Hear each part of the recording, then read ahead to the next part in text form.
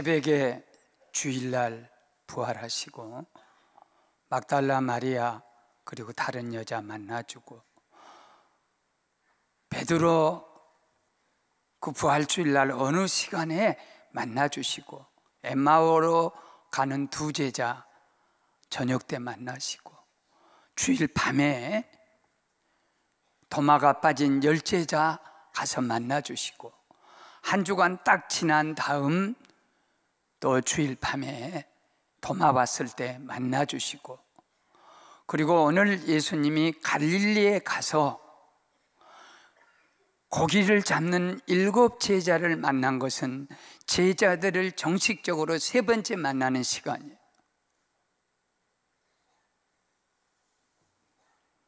부활하신 주님이 갈릴리 바닷가에 제자들에게 하신 말씀, 또 거기서 가져주신 관심 3가지 말씀드릴 때 오늘 똑같이 주님이 부활하신 주님이 말씀 속으로 오셔서 저와 여러분의 3가지 가장 중요한 문제 속에 관심을 가지고 말씀을 주실 때 그곳에 부활의 역사가 있기를 바랍니다. 고기 잡았냐? 베드로와 7 제자는 예수님께서 갈릴리 거기서 나와 만나자 하신 말씀 받고 갈릴리로 와서 그냥 한없이 기다리기가 그러니까 베드로가 먼저 제안하기를 물고기 잡으면서 기다리자. 주님 아직 안 오셨다. 사실은 주님이 먼저 가서 기다리신 거예요. 그런데 밤새도록 고기를 잡았는데 한 마리도 못 잡았어요. 새벽에 주님인 줄 전혀 몰랐습니다. 애들아, 고기 있느냐? 없습니다. 그러면 오른편에다 그물을 던져라. 그래, 오른편에다 그물을 던졌더니 153마리의 고기가 잡혔어요. 이거 확실한 하나님의 은혜라는 거예요. 대충 하는 게 아니에요. 153마리는 하나님이 주신 축복이나 기적은 확실하게 주시는 거예요. 여기서 여러분, 이것은 생업이에요. 먹고 사는 문제예요. 내가 먹고 사는 문제, 그걸 하나님께서 전혀 생업에 대해서 부활하신 주님의 관심이 없는 게 아니라 제일 먼저 관심을 갖는 것은 뭐냐면 너희들이 어떻게 살고 있냐, 네 기업이 어떻게 됐으며 네 장사하는 곳이 어떻게 됐으며 네 직장이 어떻게 됐으며 그리고 너 사는 삶의 모습이 무엇인가, 그것에 오셔서 주님이 부활한 역사를 일으키신 거예요. 가룟 유다 보십시오.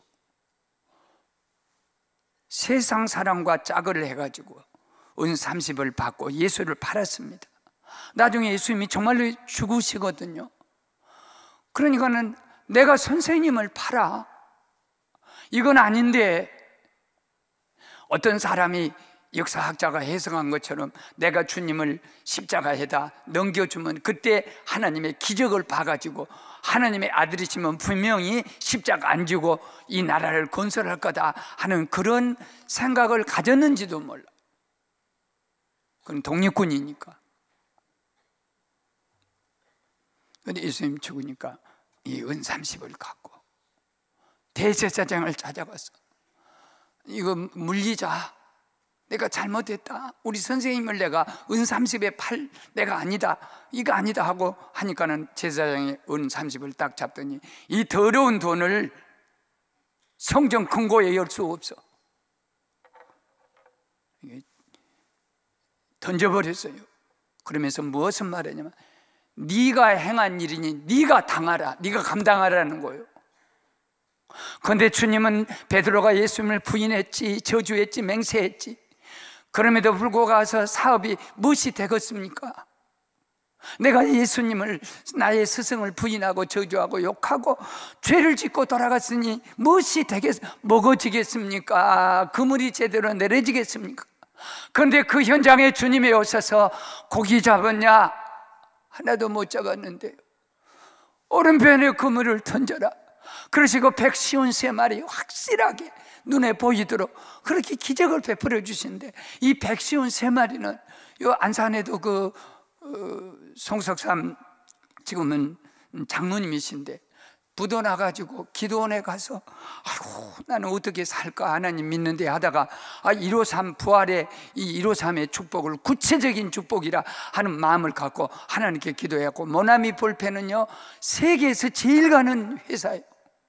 그리고 이 펜슬 회사의 이 볼펜 회사의 세계 최고인데, 그 볼펜 회사가 더 발전해 갖고 무슨 인터넷 그런 쪽으로 많이 발전해서 이 안산에다 공공장을 지었다고 하더라고. 모나미가 볼펜이 아니라 큰 회사로 발전해서. 또 내가 서울 침례교회 가서 참 건축에 대한 집회를 했는데, 저를 이제 정심을 대접하는 장로님 한 분이 아주 부자라 그래요. 그리고 얼마나 부자냐, 집이 많다는 거예요. 집이 얼마나 되니까 153칸이래. 세상에, 아니 153칸에서 월세를 받아내면 아주 그 교회에서 제일 부자래. 그리고 어째 이렇게 153칸이 했더니 자기 조상 때부터 아버지 어머니가 특별히 교회에서 엎드려서 내 아들 하나 하나님 지켜주십시오 하고 하기도 했는데, 어느 날 이 말씀을 듣다 153 하다가 어느 날 보니까 153칸에서 돈을 월세를 받아들인다는 거예요. 할렐루야. 내가 많이 봤어요. 그런 사람. 아주 놀라운 하나님의 그 구체적인 역사입니다. 그런데 3년 전에는 깊은 곳에 그물을 던지라 했어요. 어쩌면 베드로가요 밤새도록 얕은 곳에서, 원래 그물질은 얕은 데다 이렇게 해야 땅에 닿아야 고기를 잡는 거예요. 깊은 곳에다 해봤자는 그물이 땅에 안 닿기 때문에 고기가 다 나가버려요. 그래 이제 얕은 곳에다 다 그물을 던지면 땅에 다 그 그물이 내리면 그 안에 있는 건 다 갇히는 거예요. 그런데 3년 전에 주님이 깊은 곳에 그물을 던지라고 해서 깊은 곳에다 아마 밤새도록 그물이 던질지 몰라요. 그런데 지금은 깊은 곳에 그물을 내리라가 아니고 오른편에다 그물을 내리라 그랬습니다. 옛날 것 갖고 먹고 살지 마라. 새 포도주는 새 부대에 닿는다고. 옛날 신앙, 옛날 내가 방언해서, 옛날 잘 믿어서, 옛날에 내가 축복받아서 그 이 깊은 곳에 신앙 가지면 그대로 멈추는 거예요. 부활하신 주님은 날마다 새 바람을 여으시고 새 역사를 주시고 새 능력을 주신 줄 믿습니다. 날마다 새로운 거예요. 새로운 것을 향해서 가야지. 옛날 것만 계속 갖고 있으면 깊은 곳에 그물은 아무것도 얻을 수가 없습니다. 오늘은 새로운 말씀 준 것처럼 히브리서 5장 12절에 선생 될 일이, 나는 선생 벌써 될 사람이다. 그런데 선생 될 사람이 초보의 ABCD 기억 니은 가나다라 거기에 머물러 있냐? 단단한 음식을 못 먹고 갓난아이가 먹는 젖을 먹나? 조금만 뭐만 들어도 섭섭하고, 조금만 환란이 와도 벌벌 떨고. 히브리서 6장 2절에 그러므로 그리스도의 초보를 버리고 죽은 행실과 하나님께 대한 신앙과 세례와 안수와 죽은 자의 부활과 영원한 심판에 대한 것을 다 벗어버리고 털을 닦지 말고 더 높고 온전한 것으로 너희가 전진해 나가야 할지니라. 그런 초보죠.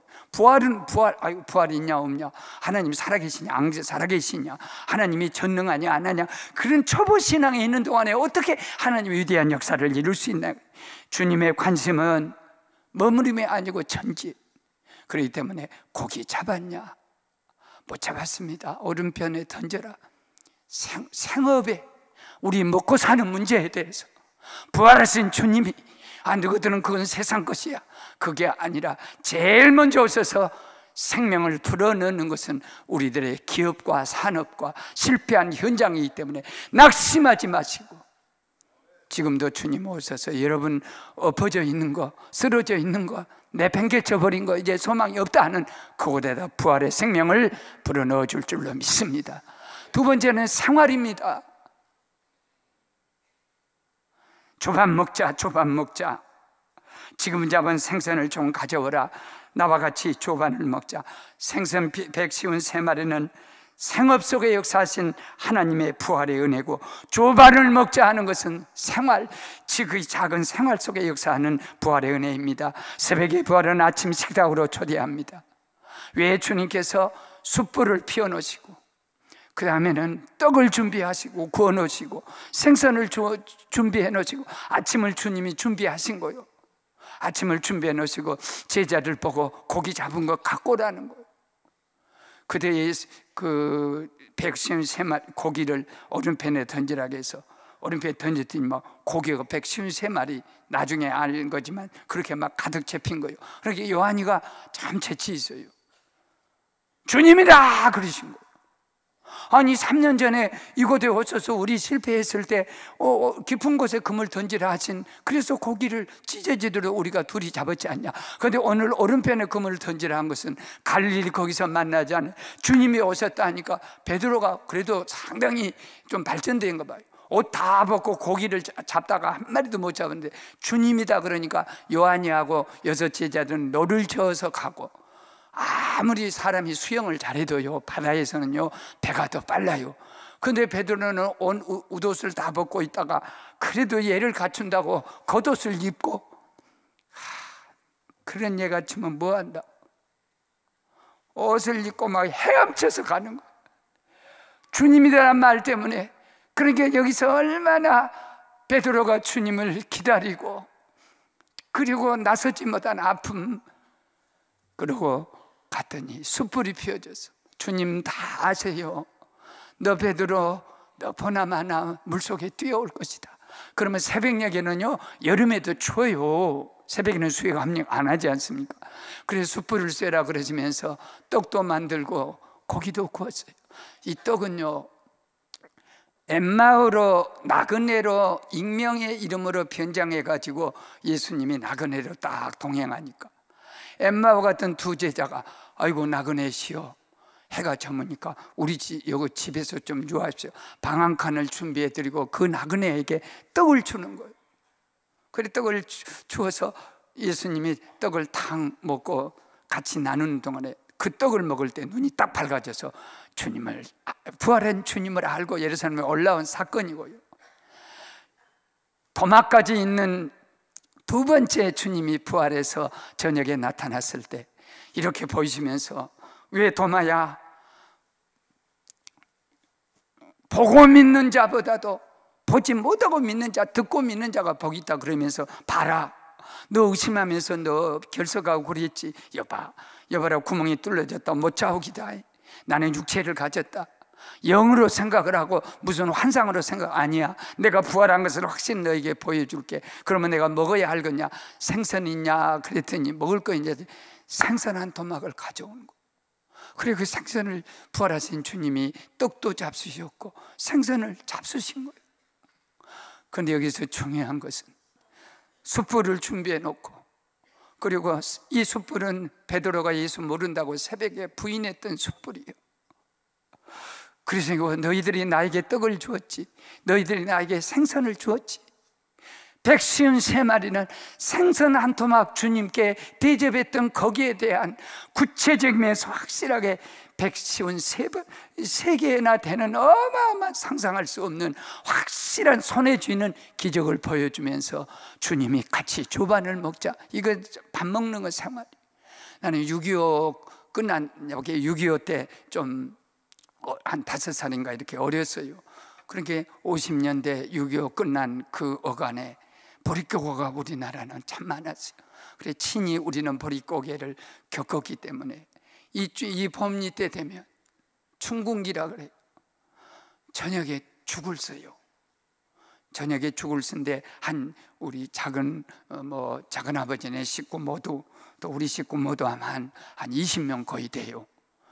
그러니까는 식량이 없고 그럴 때라 이 쌀을 좀 넣어가지고 가마솥에다 물을 많이 부으면, 죽이 왜 좋냐면요, 물만 많이 부으면 숫자대로 다 먹을 수 있어. 그래서 그런데 나는 그때부터 죽이 싫어. 아주 죽어도 싫어. 죽이요. 죽여주는 거예요. 죽만 먹으라. 이번에 제주도 갔더니 목사님이 죽을 썼어. 주여. 그리고 어째 죽을 썼냐?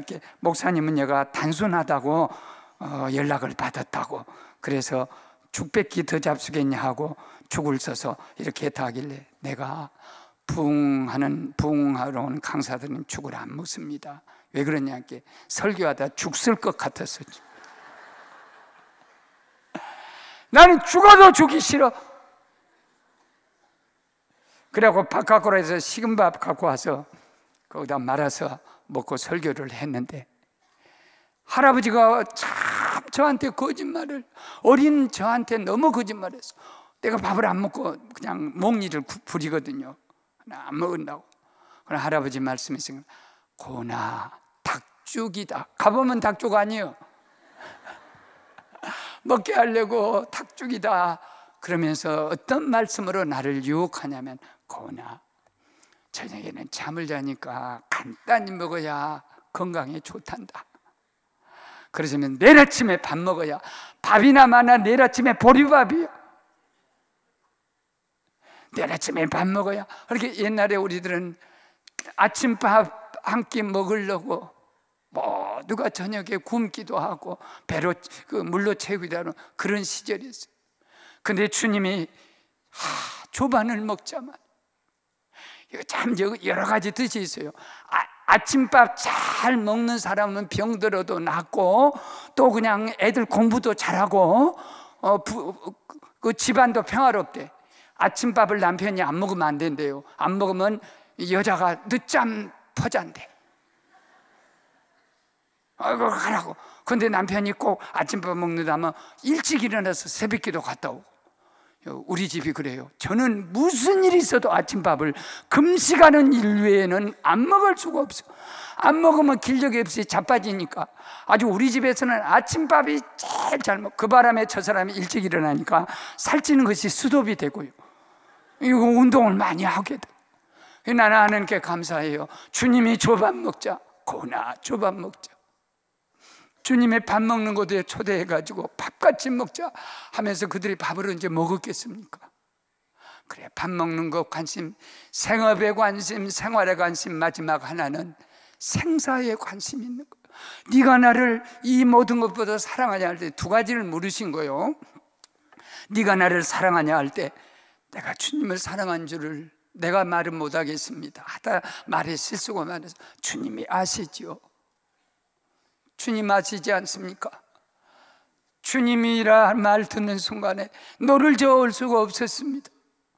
나는 헤엄쳐서 주님에게 갈 수밖에 없었습니다. 그래, 네가 나를 3번 사랑하느냐 할 때 어린 양을 먹이라 그러면서 나를 따르란 말씀을 주세요. 그런데 이 네가 나를 사랑하냐 할 때 이 모든 사람들보다 사람보다 나를 더 사랑하냐 이게요. 그 다음에 또 하나 난의 줄을 보면요, 이 모든 세상 것보다 네가 나를 더 사랑하느냐. 그러니까 사랑은 3가지입니다. 이 세상의 모든 물질, 하나는, 두 번째는 사람, 세 번째는 하나님이세요. 우리 물질, 하나님은 아세요. 네가 물질을 얼마나 사랑한 줄, 네가 인간을 얼마나 사랑한 줄, 그걸 주님 아신 거예요. 가룟 유다가 얼마나 돈을 사랑했으면 예수님을 팔 만큼 그렇게 사랑했겠어. 그러니까 3가지를 153의 기적은 물질에 대한 축복입니다. 그리고 또 조반을 먹자 하는 것은 우리 속에 오셔서 우리와 함께 식사하는 아름다운 인간 사랑을, 가족들의 사랑을 주님께서 생명으로 부활로 이어주시고, 그리고 네가 나를 사랑하느냐. 그런데 이것은 생사 문제라는, 우리가 무엇을 사랑하냐에 따라서 죽고 사는 문제예요. 가는 줄 아는 돈을 사랑하다가 결국은 목매달고 죽었습니다. 돈 가지고 모든 걸 할 수 있다는 사람은 결국은 그 사람이 어떤 위치에 있든, 부자든 정치가 권력가든 간에 돈 가지면 모든 것이 다 할 수 있다는 사람은 돈과 같이 망하는 거예요. 그러니까 그리스도 밖에 있는 사람은 사랑하지 않을 수 있습니까? 목사님 뭔 복을 받았어요? 우리 안산제일교회, 나는 좀 다른 건 다 자랑 못해도 나는 인복이 있나 봐요. 왜? 내가 인복 있다니까 기분 나쁘세요? 나는 어디 가서 사람 만나는 복을 잘 받아.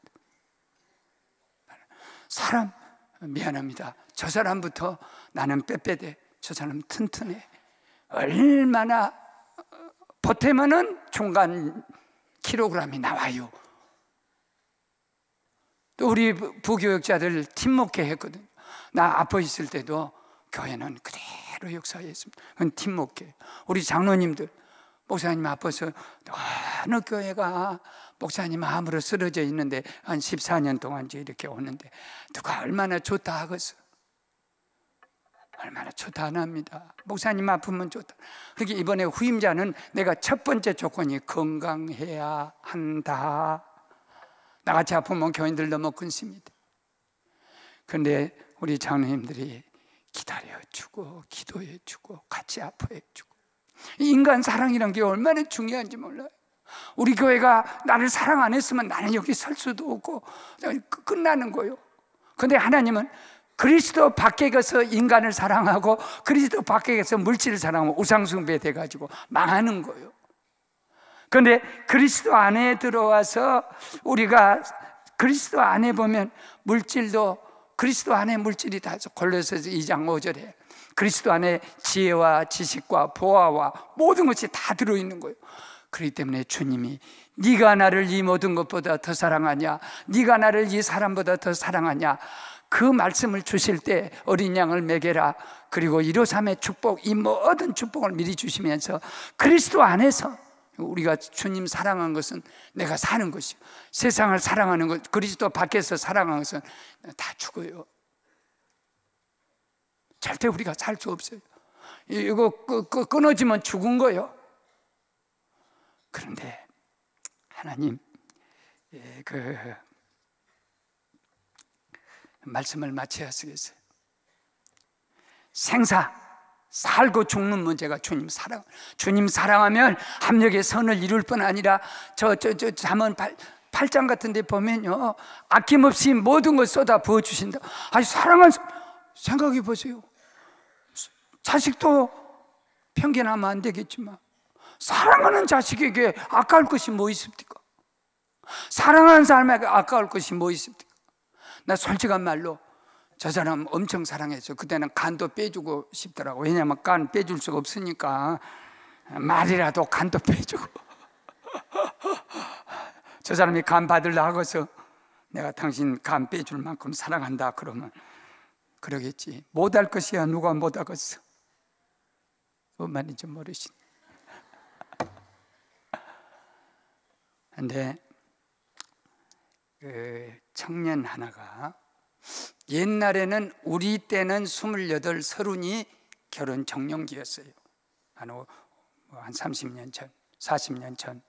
그런데 지금 결혼 정년기는 45살이라고 합니다. 그러니까 딸이나 아들이 45이면 너무 뭐라 하지 마세요. 지금 결혼 시기가 된 거예요.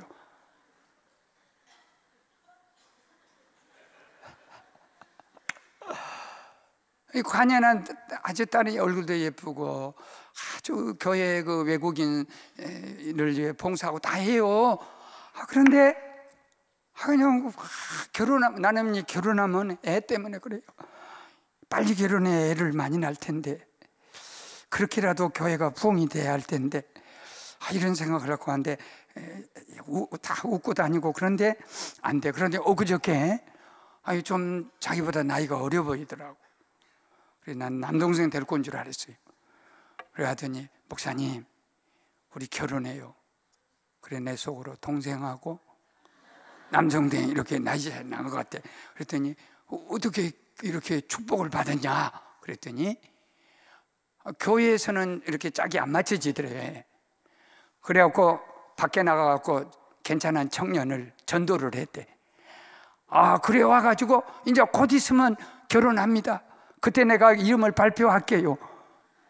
세상에 자기가 전도해갖고 자기 신랑이 거가 있는 줄 몰랐어. 여러분, 주 안에가 신랑이 다 있고 축복이 다 있고, 나도요, 내가 도저히 결혼할 수 없었어요. 근데 예수 열심히 믿고 막 저 여자 앞에서 막 찬송 크게 부르고 막 주여 하고 했더니, 교회가 내 부인이 있더라니까. 지금까지 같이 살지 않습니까? 할렐루야. 반드시 하나님께서 여러분의 생사 문제가 하나님 사랑에 있는 것이고, 여러분의 삶의 문제, 생활 문제, 그리고 생업의 문제, 주님이 부활한 주님이 오셔서 몽땅 살려내듯이 그 기적이 있기를 주님 이름으로 축원합니다.